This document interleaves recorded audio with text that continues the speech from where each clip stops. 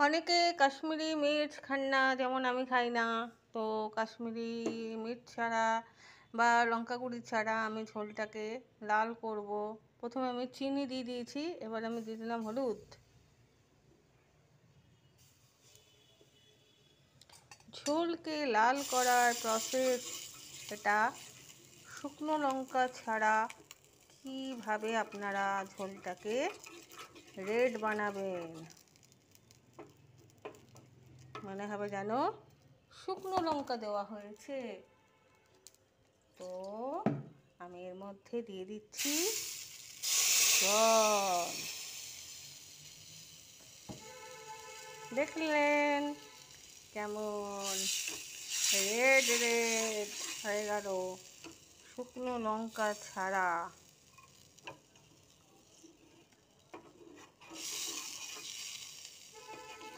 একটু ভালো করে মিশিয়ে দিই। আমার কড়াইয়ের অবস্থা বড্ড খারাপ, কি করব।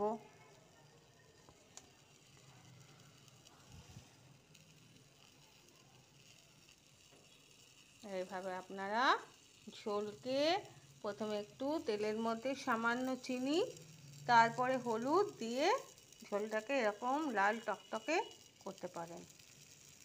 উপর থেকে আমি কাঁচা লঙ্কা দিয়েছি, আর উপর থেকে একটু হলুদ দিয়ে দিলাম।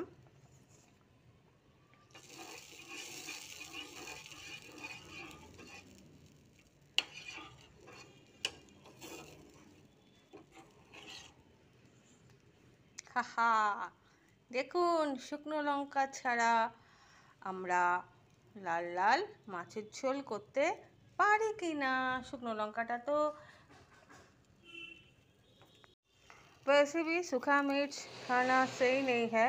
नमक मैं डाल दिया और थोड़ा सा सॉस मैं डाल दूंगी इसमें। শুকনো লঙ্কা খাওয়া একদম ঠিক না। নুন দিয়ে দিলাম, আর একটু আমি এখানে সস দিয়ে দিলাম, কারণ ভীষণ তাড়াহুড়োতে রান্না করছি এখন। আমার এনার্জি নেই অনেক কিছু দিয়ে রান্না করার। এটা আমার ভোলা মাছ থেকে গেছিলো, কালকে একরকম করেছিলাম, আজকে আরেক রকম করছি, এটাও পেঁয়াজ ছাড়াই।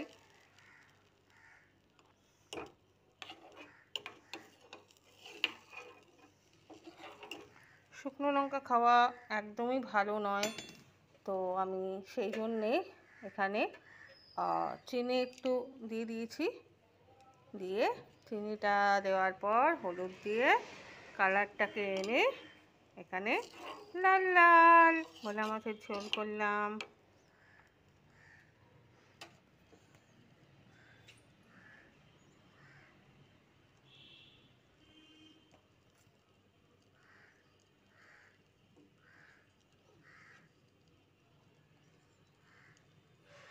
ধন্যবাদ।